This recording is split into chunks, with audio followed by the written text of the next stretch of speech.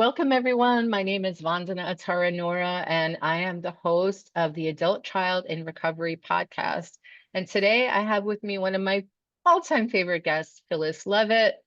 Phyllis has written a wonderful book that I have a copy of myself at home, and it's called America in Therapy. And today's going to be a little impromptu, a little different, but we're really here to support all adults who've experienced ongoing chronic stress, pain, trauma, and complex PTSD to see how we can empower you and offer you tools to help you increase your inner resilience, your confidence, and your well-being. But today's topic is going to be even more helpful, I think, and I hope. And it's about trust. It's about trust and safety, which really go hand in hand. Right. And so, Phyllis, would you like to just share a little bit about your background and, your work with childhood trauma before we dive deep?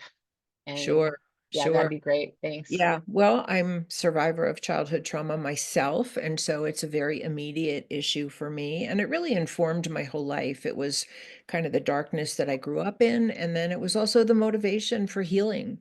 And I did a lot of healing work when I was in my 20s and 30s and early 40s, and of course it's a lifelong journey, so it's not like you finish it, but the bulk of really recovering some of my most essential self from under the layers of hurt that I had experienced as a child happened, a while ago in my life. And I learned a lot from that process, and I became a therapist out of it. I wrote a couple of books about my own healing journey, A Light in the Darkness and Into the Fire. And my latest book, America in Therapy, is how do we bring that healing lens, those healing principles and tools and practices to a nation that's suffering in so many ways, exactly the way children do and spouses do in dysfunctional and abusive families, because all larger groups of people are operating on family dynamics, including our country, and many of those dynamics that we're suffering from today are very abusive, neglectful, discriminatory, and uncaring dynamics that are being perpetrated from the highest levels. And that's a reflection, I think, of a lot of what's going on the micro level, on the individual family and community level. So the healing really is broad-based that I like to look at, which is us in our own lives. What can we do to heal ourselves and bring that healing to the world around us, even if it's a small world that we operate in? And how can we talk about that for our country? So that's kind of my big position. I wrote the American Therapy for the Layman, so it's full of case histories and personal story and professional observation. And I'd love to share it with any and all, because I really feel like the more we educate ourselves about what's needed to Yeah. heal and what we Mhm. already know actually works on the individual and the family level, and if we could bring that to our country, we could make a shift here that is desperately needed. But go ahead, jump in and I just had a thought. Thank you. Uh, it seems like there definitely is an imbalance in power, and which creates a serious potential danger and threat to not only America, but the world at large absolutely, as a collective. And absolutely. so, because of this misuse of power, because of the, inner children who are running the country, the leaders that we have sometimes, not often, I mean, not always, but sometimes elected by, not intentionally, not knowing the history of potential childhood trauma in the people that we have would give the most power to and the most control over, everything, our rights and our freedom of speech and all of that. So there's that, but also I'm just trying to get to the crux of, can you give like a real life example or a few examples of what really was in your heart that made you, that took over and said, I have to write this book because of what? What did you witness? What did you feel? What did you see?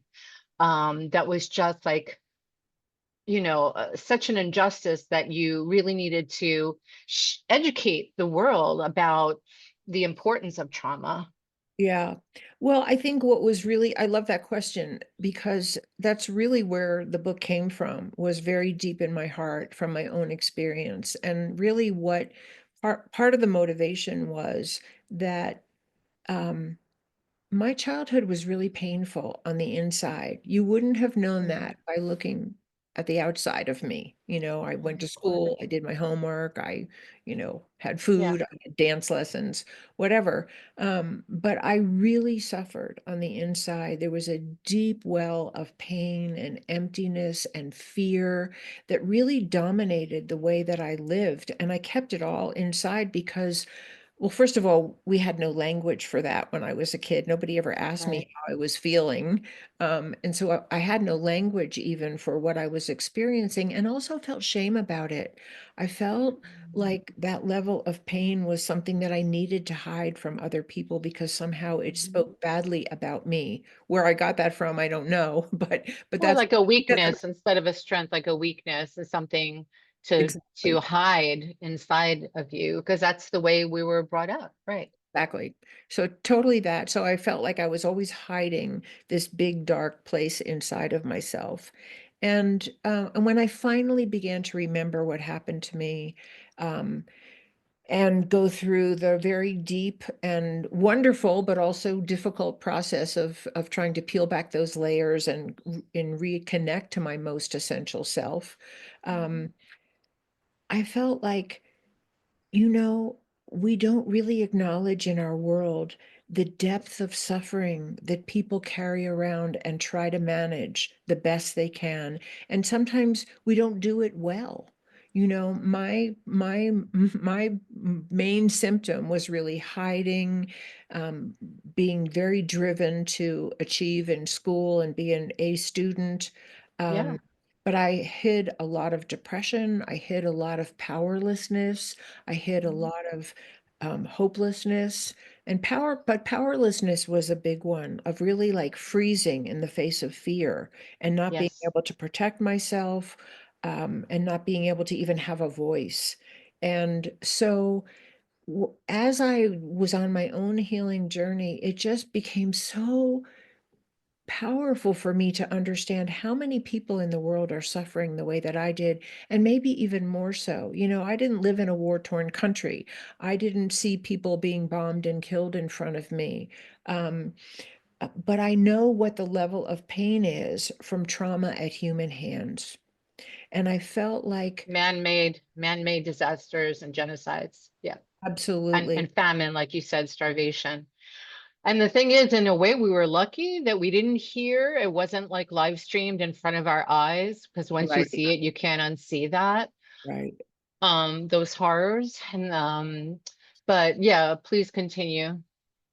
Well, so basically, what I felt was that my own healing journey was so powerful for me. It was so life-changing for me. I felt like, really, I grew up feeling like I was a mystery. Why am I like this? What's wrong with me is basically the question. What's wrong Mm, with me that I'm like this and other people don't seem to be like this?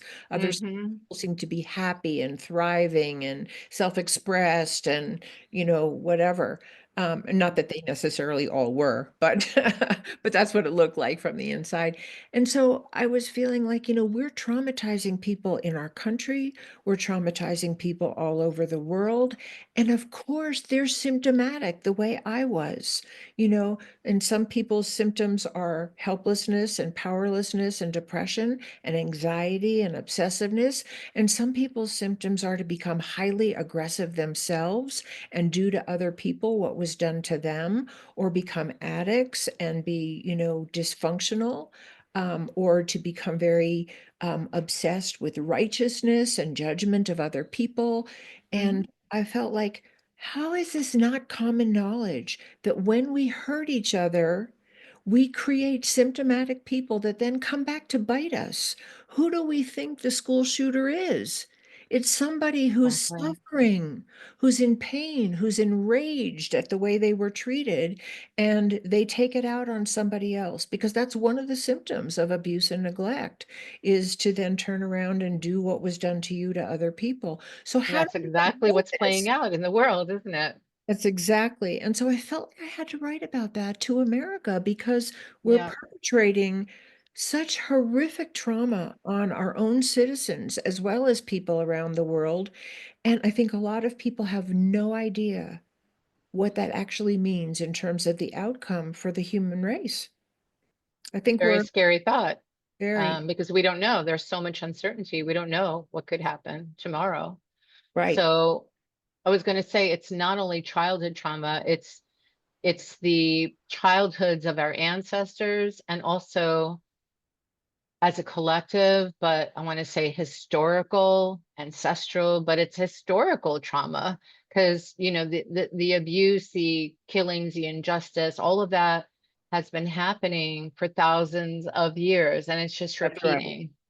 And in our country, we have a history of coming here from trauma. You know, we're all immigrants, which we don't like to admit. We're all immigrants except the Native Americans.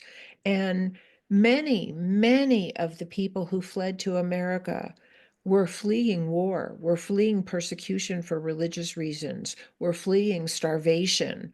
Mhm. And they brought their traumas with them at a time in history where nobody treated trauma, nobody talked about trauma. People just tried to survive the best they could, and they acted their traumas out on the Native Americans, on Black people, on women, on, it goes on and on minorities.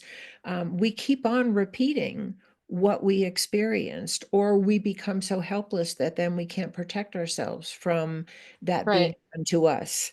Or we become our victimizer as victims or seeing ourselves as Absolutely. victims, right? Right. With and acting with impunity. So I wanted to tie in the trust and safety theme Yeah, please. because to me, I think like it's almost impossible to feel safe if you learn that you can't trust or depend on the very people that raise you, that give birth to you, the adults, the first man and woman in your life.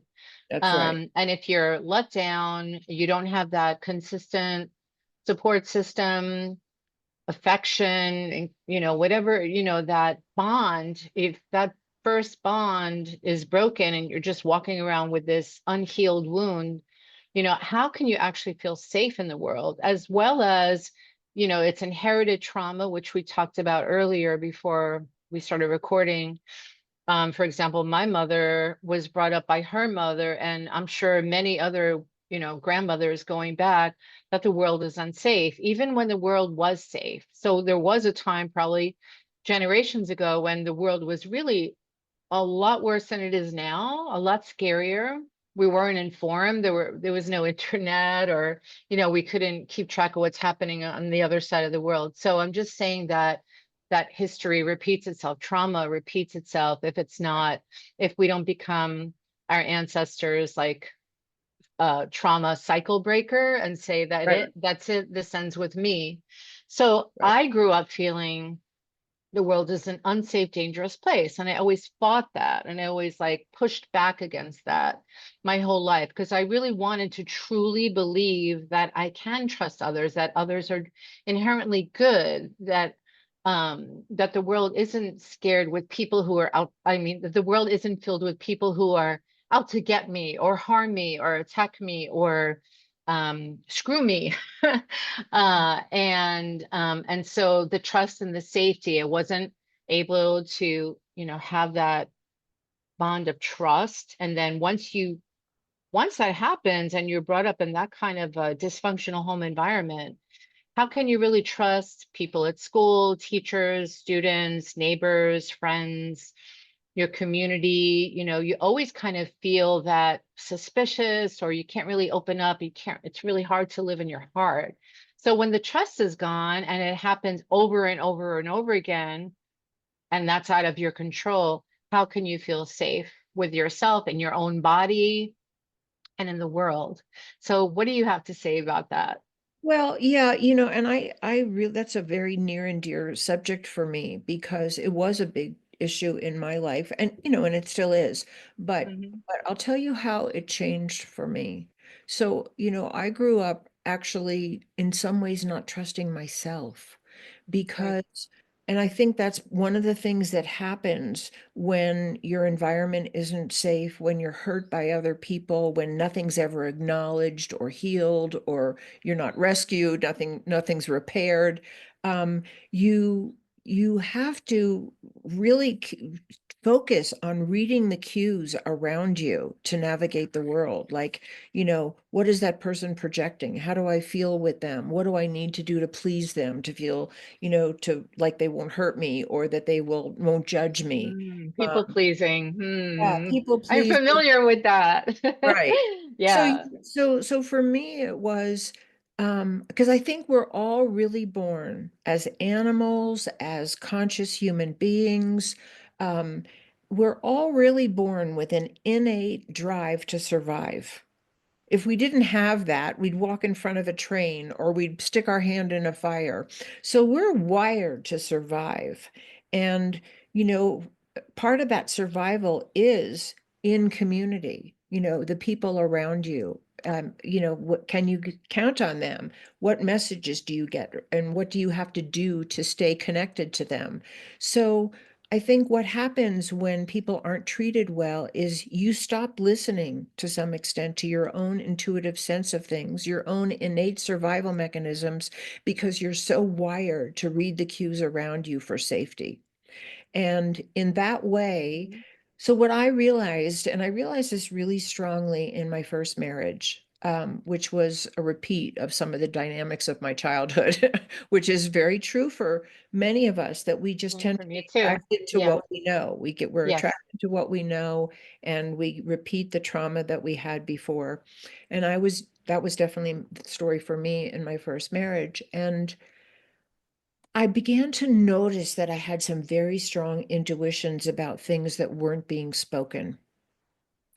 And I was afraid to listen to them because what Mhm. if I was wrong? What if I misread? What if blah, blah, blah, blah, blah? That's the Mm. trust issue because we constantly question and second guess and doubt our Right. intuition. That's like a big It's huge. challenge to work through, you know? It's So huge. yeah, so then So what happened? if you weren't taught to trust your own intuition, which most of us Right? weren't, then Yep.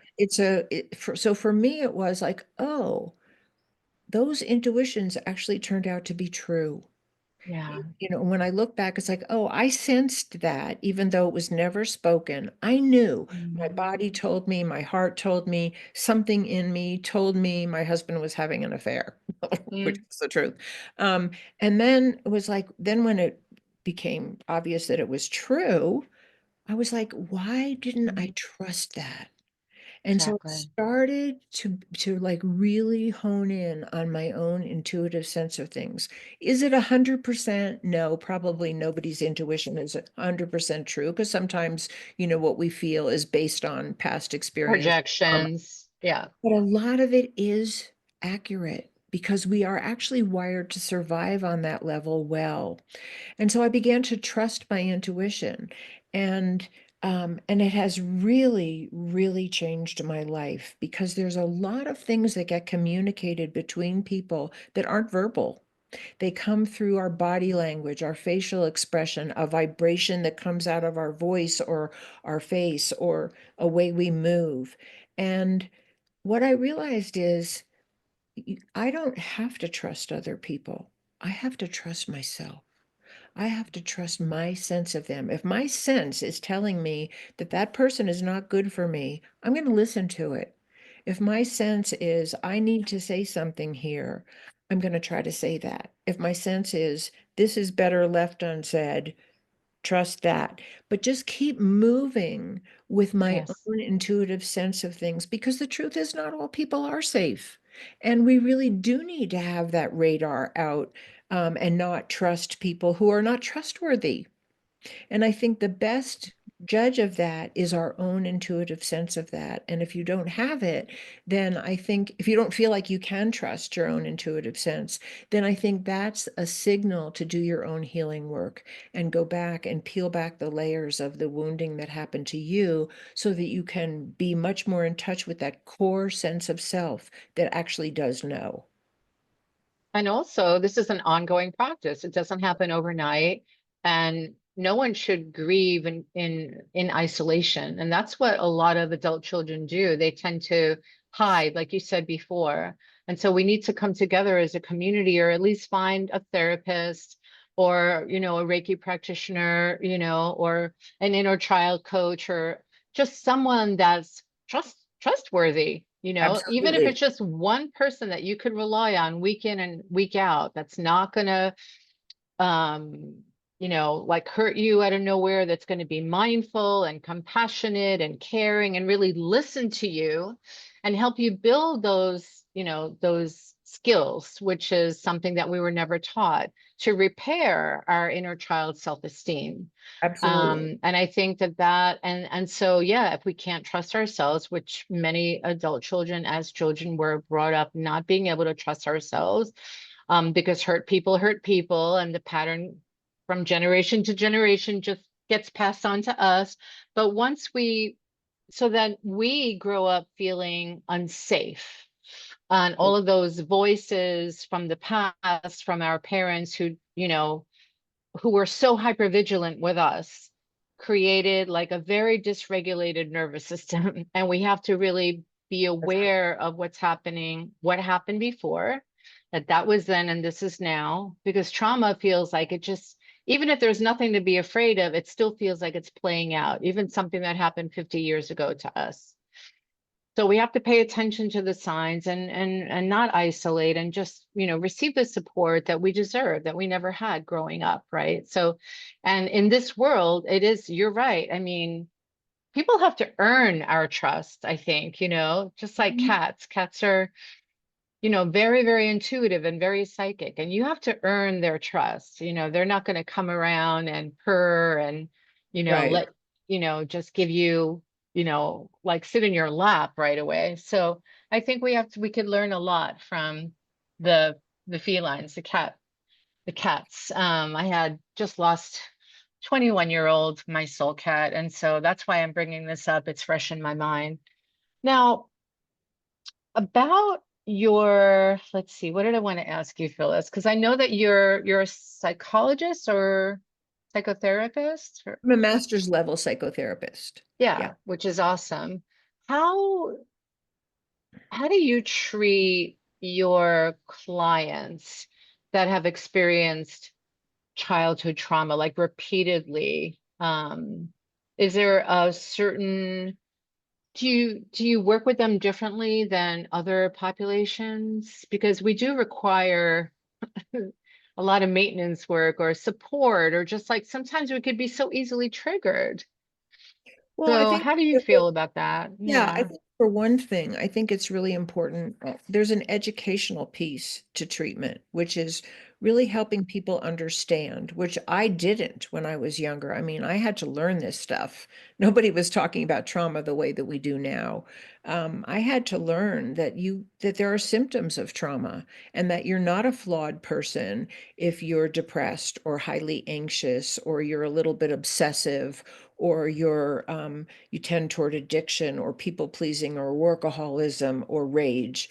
You're not a flawed person. You're having an understandable symptomatic reaction to something that hurt you. And I think that in itself is really important because I was so judgmental of my symptoms. I really thought I was a flawed person, and I concluded that I wasn't lovable because I felt so flawed inside. Mhm. And I think that in itself is such a trauma that we take it on as a judgment of ourselves rather than understanding, if you have a stomach ache, you don't say you're a bad person.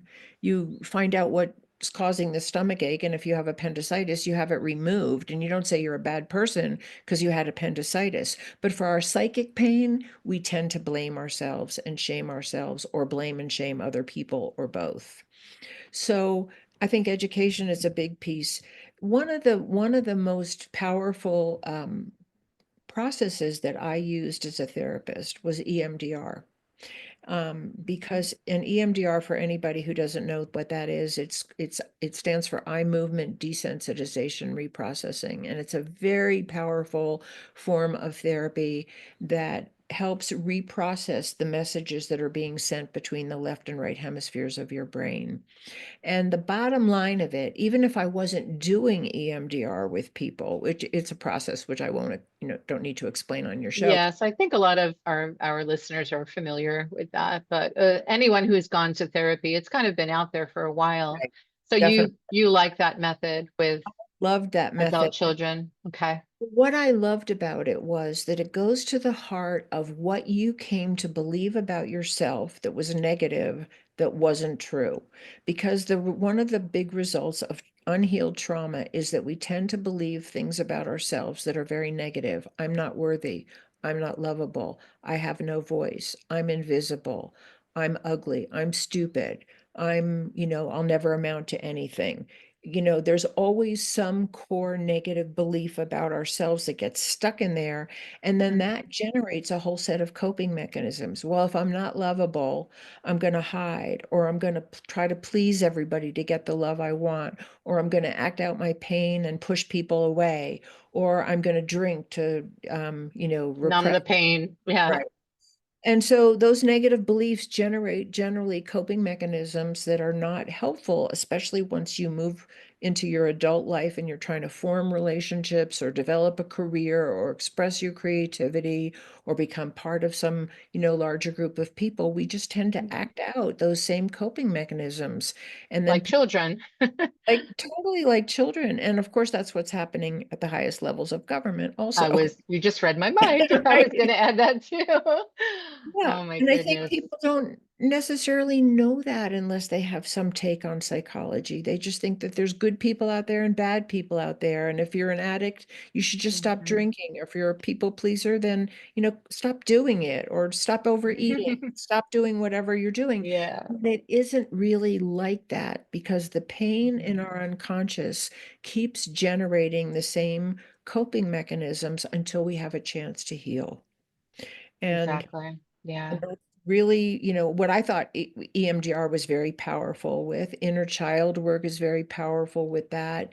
Um, Yes. some forms of art therapy are very powerful with that. There's lots of different forms of therapy, but the whole idea is you take apart that negative belief structure and that negative coping mechanism structure, and you begin to actually feel more positive things about yourself. And out of that will inevitably grow more positive, life-giving coping mechanisms and ways of being relational in the world. And I've never seen That's that not happen.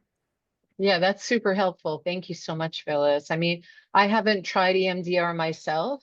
And I agree that, I think like something that gets to the heart of the matter or the root, like with Reiki, because I've been a Reiki master teacher since 2007, but something that doesn't involve a lot of language or like retelling your story, like in traditional talk therapy. I find that that is the most helpful thing. I use trauma tapping in my own practice, and havening to really get back in the body from the bottom up instead of the top down, because I think Mhm. traditional talk therapy or CBT, cognitive behavioral, it's helpful, but it has limit. So I think that EMDR sounds like the best, like one of the better solutions I've heard to help people who have experienced ongoing childhood trauma and all the Absolutely. symptoms that are still unresolved that keep getting activated, and which triggers us so easily and just kind of recreates the past over and over again. It spills into our adult lives, and it actually can poison all of our relationships, mostly the most important Absolutely. one with ourselves. Right. And then it spreads out and the healing spreads out. And Right. and what I've seen with EMDR is that it definitely is a process that works on a brain level. So it bypasses your conscious mind. And people really do Perfect. access thoughts, feelings, memories, and connections that they don't make if they're just talking. and telling a story, which I'm not saying Yeah. it's not good, but like you said, it has its limitations. It Uh, has its value to some degree because we all naturally feel better when we vent and we have permission where we feel the other person truly cares about us and is really present and listening. I feel like that, but you can have those conversations with a trusted friend as well. And it's good to reprocess, but it's cognitive. It's not unconscious. It doesn't deal with unconscious the subconscious programs that are still running our lives Right. in the Which are background. really those beliefs that are unquestioned. I really never questioned that I was unlovable for a lot of my younger life. I just believed that was You true. just assumed it was true. I assumed it was true, and that's the power of a negative belief. It feels like the truth. But if Mm. somebody had asked me, which nobody did, do you think a baby is born unlovable? And of course I would have said no. There's no baby that's born unlovable. But we don't translate that to ourselves. Oh, then if I wasn't born unlovable, what happened to me? And You why do know? I feel so Right, incredibly unlovable? And right. then we somehow just subconsciously attract people to prove us right. 100%. See, I was right. I am unlovable. That person broke up with me. That person divorced me. That Right. person rejected me. So that must mean I'm right, and then that's the ego. So, I mean, we can go into this whole nother ball game here, but this has been so incredibly helpful, Phyllis. So America in therapy and the world in therapy, because what happens Yep. here doesn't stay here. It spreads, like you said, like Right. like a disease, almost like a poison or something that a toxin that almost everybody in the world is feeling right now. So Yeah, everyone needs therapy, especially, I mean, not especially, but even therapists need therapy. absolutely. Because we all have blinders and we all have those Right. blind spots where we're like, oh no, I'm fine. And then something happens on the outside, like something to really throw us off our game or send us into these shock waves like how did this happen. It makes us question like I thought I healed that about me, and then there's another layer like the layers of the onion to peel away, like maybe there's some more introspection that needs to be done. And I think we're adult children tend to hide from that and avoid going inside because it feels like it might be too scary or painful. But that's why we need that other person to hold space for us. And that's what I do, and that's what you do. And I'm so grateful for you, Phyllis, and for your work and your service, and for writing such an awakening book, something that we all need to wake us up, because I think the world is still sleeping. We're at war with each other. The division is, you don't know who to trust, who's on your side, who's on the other side. It's just like really, really scary, the times that we're living in. It really makes it hard to trust anyone. And to make us feel like we automatically, like the survival mechanism that you said, the survival response, like we need to shelter in place. We need to, that's the only time we might even feel safe, which is really sad because we're meant to be together as a tribe, as a community, and to help each other and to support each other. But a lot of us are, especially after the pandemic, I think a lot of us are withdrawing and really never really regain that trust in humanity. So that's like another conversation that we could probably have next time you come on Sure, my show. sure, sure. But thank you, Phyllis. Where can people find your incredible book? Yeah, well, thank you. It's on Amazon and Barnes and Noble and Goodreads. It's really available wherever you go to buy books. And you can also find me on my website. You can buy the book on my website. My website is www.phyllisleavitt.com.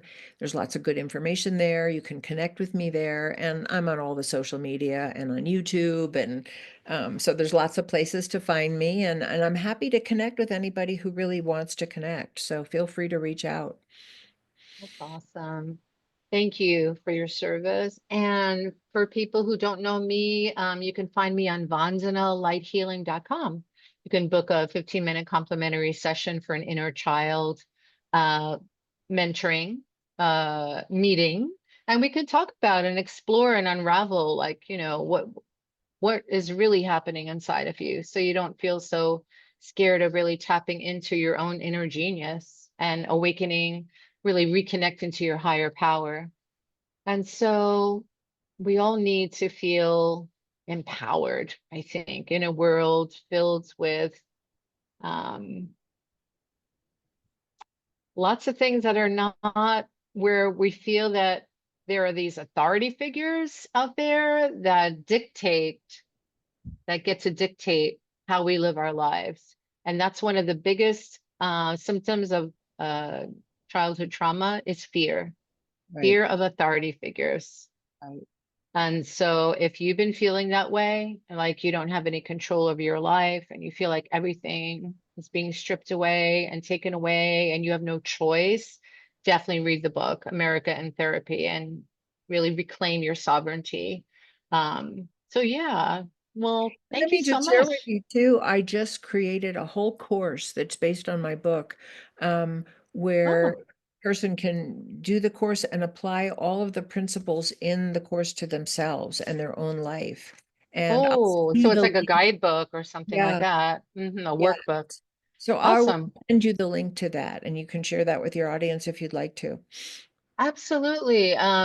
Is it on the America in Therapy website, the workbook, or is it on a You know, separate? it needs to be, but I don't think it's there yet because it just got created. So, and No I'm glad, problem. thank you for that reminder. I'll send you the link and then I'll make sure it gets Oh put yeah. on the website. I love that idea, Phyllis. I think that's wonderful. Great. Because sometimes we need to, when we're reading a book, we're not always 100% present. We might be tired or like not all the information is sinking in at once. So we maybe have to feel the need to uh read the book again, and maybe we didn't quite get all the ideas the first time, but I think the guidebook really allows you to be fully embodied and interactive with the material. And So it is very interactive. I mean, there's all kinds of questions and exercises and visualizations and things like that. oh, that Really applies sounds to your own life. perfect. Great. Yes, thank you for thinking of doing that and creating that, I should say. So again, thank you everybody. Thank you, Phyllis. Thank you to all the listeners who support You- this channel, adult children in recovery, moving from insanity to serenity. Thank I you love for it. tuning in. Until next time, thank you. Bless you. See you. Bye-bye.